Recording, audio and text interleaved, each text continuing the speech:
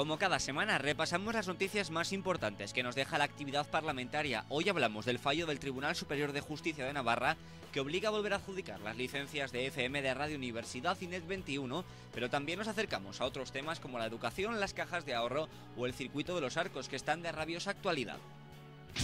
Nació en Garganta de Cáceres, pero con apenas unos meses se traslada primero a Eibar y después a Tudela, donde ha vivido desde los 17 años. Hoy nos acercamos a Ana Figueras, secretaria primera del Parlamento.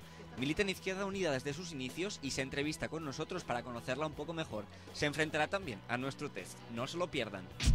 La semana pasada les contábamos la función legislativa del Parlamento. Hoy damos un paso más y nos fijamos en la función de control al Gobierno. La Cámara puede recabar del Gobierno la información que necesite para el ejercicio de sus funciones, solicitar la presencia de los consejeros para formular preguntas o interpelaciones o simplemente con el fin de recibir información directa. ¿Qué tal? Bienvenidos a este programa Parlamento de Navarra, donde les acercamos cada 7 días toda la actualidad de nuestra Cámara Foral. Actualidad que una semana más viene marcada por los asuntos que fueron debatidos y votados en el pleno del pasado jueves. Pero hablamos también del debate sobre el futuro de las cajas de ahorro, un debate que está abierto a nivel nacional y que en Navarra no es una excepción. Nos acercamos también a otra polémica, ya que los grupos de la oposición han coincidido en criticar al Gobierno por la falta de información sobre el circuito velocidad de los arcos, y por último nos fijamos en la educación de los más pequeños, porque más de 150 niños de 3 años se han quedado sin plaza en el centro elegido en su primera opción. Para el Ejecutivo Foral, el fallo del Tribunal Superior de Justicia de Navarra, que le obliga a volver a adjudicar las licencias de FM de Radio Universidad y Net 21, es un error patente y una contradicción. Así lo manifestaba el propio presidente foral, Miguel Sanz. Hay una contradicción entre la primera y la segunda sentencia, y la última sentencia, una contradicción que induce al Gobierno a clarificar la misma, planteando el recurso correspondiente. Una opinión que ha respaldado el consejero de Justicia, Javier Caballero, ante una pregunta de actualidad formulada en el Pleno por Nafarroa Bai. La coalición tachaba de inaceptable la postura adoptada por el Gobierno ante esta sentencia. No es lógica la actitud que han tenido hasta ahora, ni la de hasta ahora ni la de 2005. Este Gobierno no acepta y nunca ha aceptado que su gestión en este tema ha sido nefasta. ¿Por qué no quiere admitirlo? ¿Qué es lo que subyace a esto? ¿Qué es lo que pretenden esconder? En un Estado de Derecho, cuando no se comparte el contenido de una sentencia, lo que procede es formular un recurso de casación, que es lo que ha indicado además la propia Sala como procedente. Y lo ha hecho sencillamente porque, a juicio de los expertos jurídicos, la sentencia incurre en un error evidente, y es importante leer los documentos, en un error patente y en un error manifiesto. Como se sabe, es la segunda ocasión en que el Tribunal Superior de Justicia de Navarra anula el concurso para otorgar 2 licencias de emisión de FM en Navarra. La tendencia de las cajas de ahorro a fusionarse ha llevado a Izquierda Unida a presentar una proposición de ley sobre la modificación parcial del régimen de cajas de ahorro. El objetivo, que las cajas, al fusionarse, no pierdan su espíritu social, algo que también defiende el Partido Socialista de Navarra.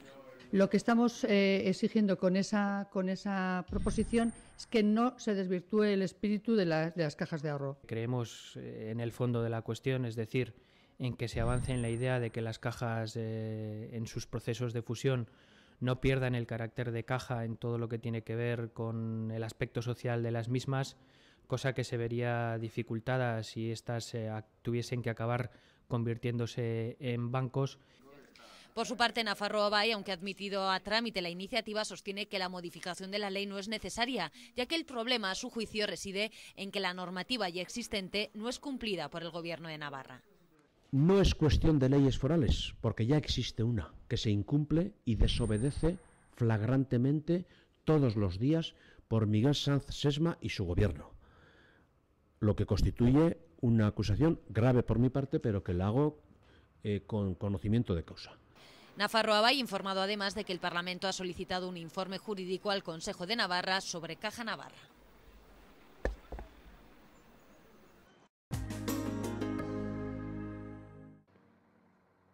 Los grupos de la oposición han coincidido en criticar al Gobierno por la falta de información sobre el circuito de velocidad de Los Arcos. Un oscurantismo han dicho que la consejera de Deportes ha negado, pero sin responder a las preguntas planteadas por los portavoces de los diferentes grupos. Precisamente dar toda esa información que ustedes ahora tanto demandan, pero que en ese momento no les interesaba absolutamente nada. A la visita no acudieron ninguno de los parlamentarios ni del Partido Socialista de Navarra, ni de Izquierda Unida, ni de Nafarroa Bai, ni de Convergencias de Demócratas de Navarra. Nosotros seguimos con la más absoluta de las incertidumbres, de la falta de información y del desconocimiento de lo que aquí acontece. Esto es una cacicada. Esto es una auténtica cacicada del Gobierno de Navarra. Nos preocupa que usted no conteste nada, señora consejera, porque algo habrá oído, aunque sea oír en el Gobierno. O sea, aunque no le dejen hablar sobre esto, escuchar y habrá escuchado algo. Si no responde, pues una vez más, sobre todo tendremos que insistir y seguir diciendo que el oscurantismo en este tema raya la decencia política. Lo que sí ha dejado claro la consejera es que este circuito no es competencia de su departamento, sino de Economía, y ha dado cuenta de una partida presupuestaria de 350.000 euros para promocionar la actividad deportiva en el circuito a partir del segundo semestre del año, cuando la infraestructura esté finalizada.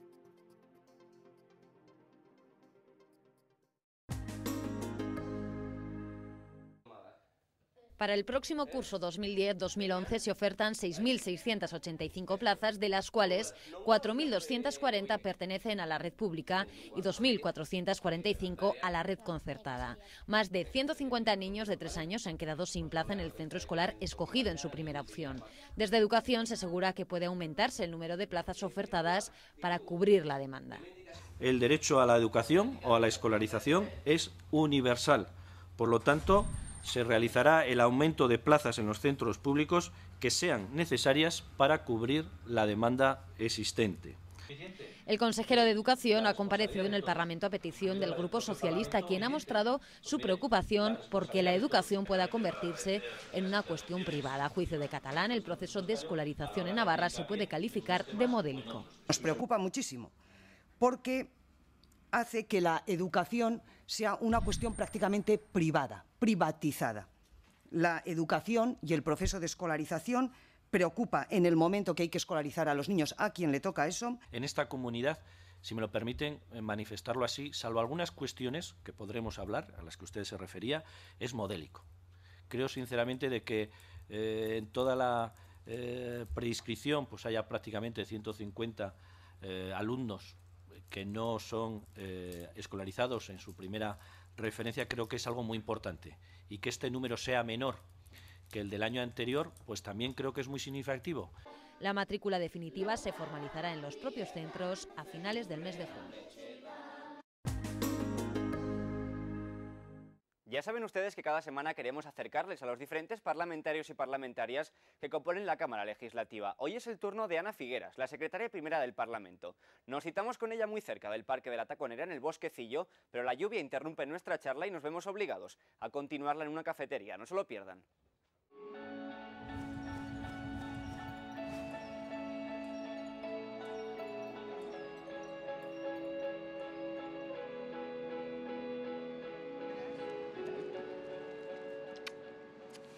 El 24 de mayo de 1955, Garganta de Cáceres ve nacer a Ana Figueras Castellano. Con apenas unos meses, la necesidad de la inmigración de los años 50 les lleva a ella y sus padres a Eibar, donde su padre comienza a trabajar, y por un traslado de la empresa a Tudela recalan en la capital ribera. Es muy difícil borrar los orígenes de uno mismo, y por eso Ana Figueras no pierde la oportunidad de hacer campaña por la que también considera su tierra. Es una comunidad importante en extensión, Cáceres y Badajoz, pero yo conozco básicamente Cáceres.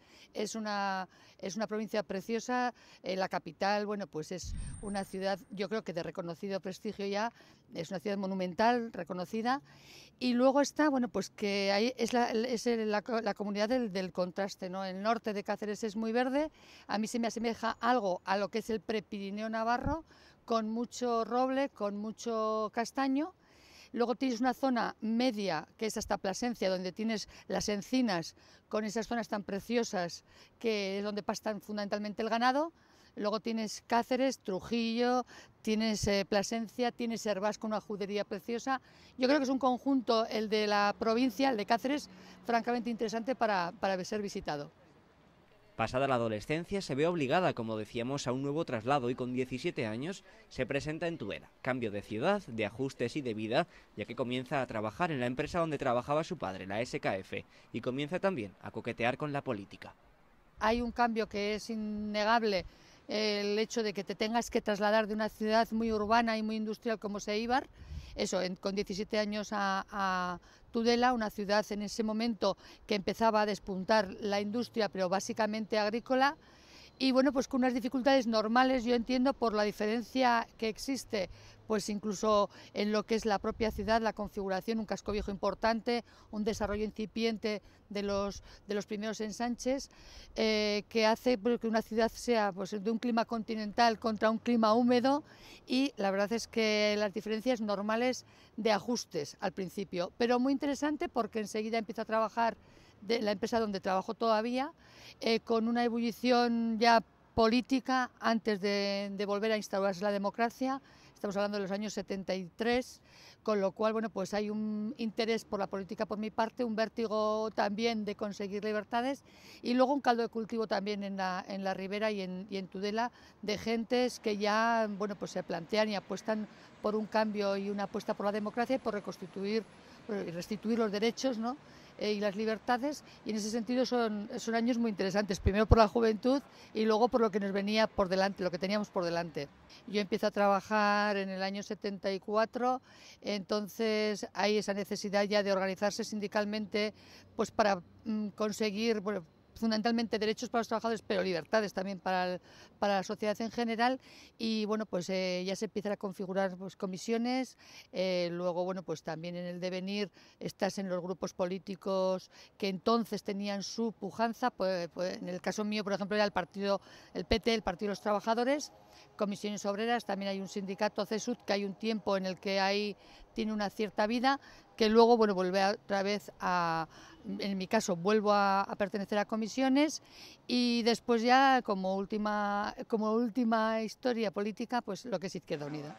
Recuerda también los inicios de la formación en la que ha militado desde el principio. Por un lado, las ganas, la juventud, el desencanto por otra parte, ayudan a conformar el nuevo proyecto. Izquierda Unida surge como una protesta, o los principios de Izquierda Unida son la protesta ante, bueno, pues yo creo que el abandono por parte del Partido Socialista de aquella apuesta que habíamos hecho de no integrarnos en la OTAN. En la OTAN de entrada no, era el eslogan, y luego fue pues de entrada sí y total, ¿no? Entonces yo creo que se crea un desencanto, cierto desencanto, y gente que habíamos estado hasta entonces en el PT, que ya desaparece como partido, o por lo menos se queda reducido a la mínima expresión, se configura bueno, pues este nuevo proyecto de Izquierda Unida que aglutina en sus principios al Partido Humanista, al Partido Carlista, al Partido Comunista y mucha gente independiente. No sé si había alguna organización más, y mucha gente independiente. Por lo tanto, yo he siempre pertenecido a los independientes y ahí he estado militando pues desde que se configura ya en Navarra Izquierda Unida, desde que se plantea la realidad ya del trabajo en ese proyecto de Izquierda Unida en Navarra. La ilusión marca la pauta de esos primeros años de actividad política. Son años ilusionantes porque está todo por hacerse. Entonces, primero, yo lo que digo, es un binomio perfecto, tienes juventud y tienes ganas de cambiar las cosas. Por lo tanto, el éxito está asegurado. Y en ese momento, además, está bueno, pues por afianzar los derechos de los trabajadores, de la sociedad en general, y yo creo que ese es lo importante de esa época, es ir ganándole al tiempo lo que tanto tiempo ha estado muerto, ¿no? Ir ganándole, bueno, pues eso, sobre todo derechos, libertades, mejora en las condiciones de los trabajadores desde el punto de vista sindical. Y luego desde el punto de vista político yo llego al ayuntamiento en el año 92, pues lo mismo, intentar ya conocer lo que es un poco los problemas o las inquietudes que tienen los ciudadanos y lo que da de sí una administración municipal, que es de las más importantes, la más cercana que decimos siempre. Y bueno, pues también trabajando con mucho interés y con ganas de hacer cosas. No tiene problema además en recordar que en lo que a derechos se refiere la situación ha avanzado muchísimo en las últimas décadas, pero todavía queda mucho por hacer. Se ha avanzado muchísimo en libertades, se ha avanzado muchísimo tanto en libertades generales como individuales, y yo creo que reconocer que para no irnos muy atrás en el tiempo.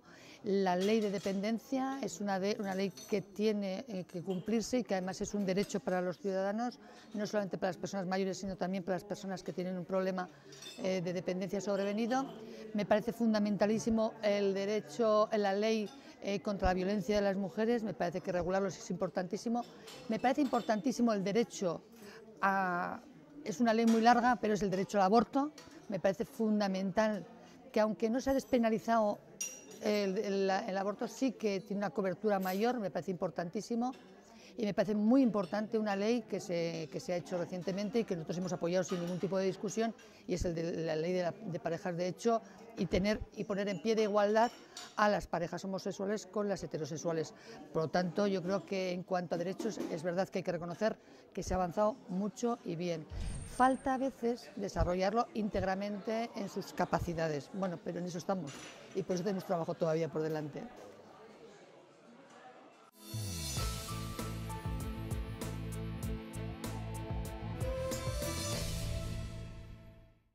Yo creo que divertida, honesta y positiva.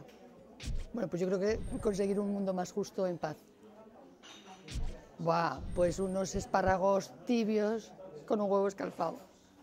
Pues es que hay muchos, pero bueno, pues yo creo que María Luisa Mangado es una persona así como muy dicharachera, y puede ser una buena persona de compañía. Carmen González también. Pues yo creo que con ganas de seguir peleando todavía por cosas que no se han conseguido y que, bueno, pues más vieja, más arrugas. Pues he terminado este año, precisamente he terminado en enero de pagar la hipoteca después de 15 años, porque entonces las hipotecas eran a 15 años. Bueno, pues llevo poco dinero y tarjetas, básicamente. Y luego, pues las gafas, porque ya no puedo leer sin ellas. El llavero y siempre pues algún aceite, algún pintalabios, alguna cosa de esas. La última que he visto española, Celda 211, que es una maravilla, un buen cine español. Pues he terminado La ciudad del miedo de Isaac Rosa, que lo recomiendo. Yo creo que si me pones en esa tesitura tiene que ser mar con un poco de montaña. No. Yo me incorporo a las nuevas tecnologías un poco mayor. Entonces, lo que sí me parece es que es un avance todo lo de las nuevas tecnologías, que además hay que estar en ellas, pero lo de Facebook te obliga a tener que estar continuamente en contacto, poniendo cosas, estando en comunicación con tu gente, y mi gente en general, salvo mi hija y sus amigas, pues son gente de mi edad, 50 y tantos años, y nos comunicamos todavía pues por teléfono y con la charla y el café, pero considero que es un método sobre todo importantísimo el de las nuevas tecnologías para comunicarte con la otra parte del mundo y las 24 horas del día, con lo cual yo apuesto porque son nuevas tecnologías que hay que apoyarlas, y luego ya utilizarlas depende.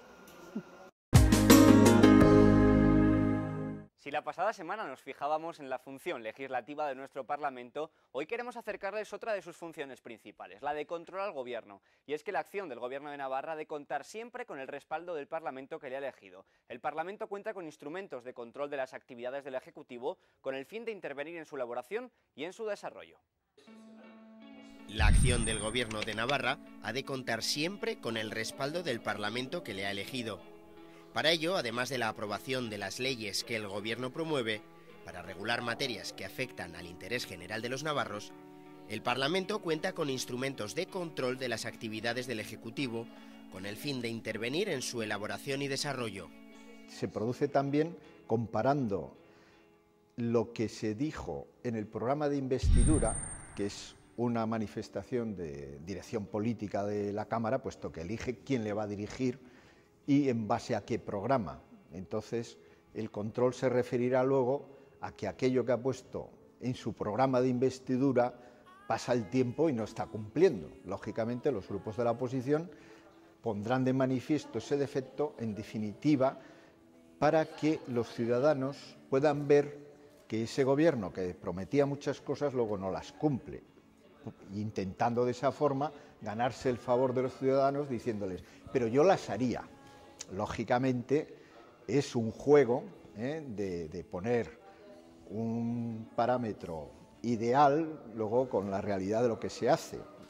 Y eso, en esa función, pues los parlamentarios son muy activos, preguntan muchísimo, piden comparecencias, que también es información y a la vez control. Hacen que venga el consejero a explicar en la comisión, cualquiera que sea, de salud, de medio ambiente, de innovación, determinada política o determinada promesa que hizo el gobierno, o que ha surgido un problema y el gobierno no lo sabe resolver, lo quieren poner de manifiesto en esa comparecencia pidiendo explicaciones al consejero. El Parlamento puede recabar del Gobierno la información necesaria para el ejercicio de sus funciones, así como solicitar la presencia de los consejeros ante los órganos de la Cámara para formularles preguntas, interpelaciones o simplemente con el fin de recibir información directa sobre cuestiones de actualidad relativa a la actividad de los departamentos de la Administración. Por eso se habla de impulso del control, porque hay control de información que se hace con las preguntas, por ejemplo. Con las interpelaciones se da un debate en el cual el resto de los grupos que no han interpelado directamente al Gobierno, es como una pregunta ampliada, pueden fijar su posición sobre ese tema, en el cual ya han puesto de manifiesto al interpelante pues, de determinado sector de la actividad del Gobierno, si lo está haciendo mal o pone de manifiesto las deficiencias que tiene. Y luego además de las preguntas y las interpelaciones, que son elementos informativos a la par que de control, tienes las mociones que van más dirigidas a impulsar en determinado sentido la acción del Gobierno. Pero si apruebas una moción, la resolución que viene y que se aprueba en esa moción fija un parámetro al Gobierno, si ha sido aprobado por la mayoría de la Cámara, de tal modo que al cabo del tiempo, y muchas veces en las mociones se pone en 6 meses, hará no sé qué cosa en determinado sector. Si no lo hace, le puede echar en cara al Gobierno que no ha cumplido esa resolución. Aunque esa resolución no es como una ley que obliga al Gobierno y a todos los ciudadanos, pero sí que le marca unas pautas y sirve para posteriormente controlar al Gobierno. El Parlamento cuenta además con 2 mecanismos para controlar la acción del Gobierno, que a la vez le permiten intervenir en la dirección política de la comunidad, bien mediante el apoyo a un candidato a la presidencia del Gobierno y a un programa, es el caso de la moción de censura, o bien con el refrendo al programa de actuación en el supuesto de la cuestión de confianza, que suponen en su caso la sustitución del Gobierno. Lógicamente el Gobierno también sabe defenderse, sabe explicar y tiene muchos datos para justificar su posición. Pero esto es lógico, el juego política es oposición, gobierno, y así tiene que ser. Y de hecho, como podéis ver todos los días, hay sesiones de comisiones por la mañana y por la tarde, que son pues lo natural y lo más propio. Y de hecho, lo que se acentuó al final, vamos a decir, en este periodo en el que estamos, puesto que, como habíamos comentado antes, mucha labor legislativa ya está hecha. Entonces, va pasando más la actividad de los parlamentarios a esa función de impulsar y controlar al Gobierno. Esto es todo por hoy. Recuerden que la semana que viene estaremos aquí de nuevo con la actualidad del Parlamento, un nuevo representante más de cerca que se enfrentará también a nuestro test y nuevas interesantes curiosidades. No se lo pierdan. Hasta dentro de 7 días aquí en Parlamento de Navarra.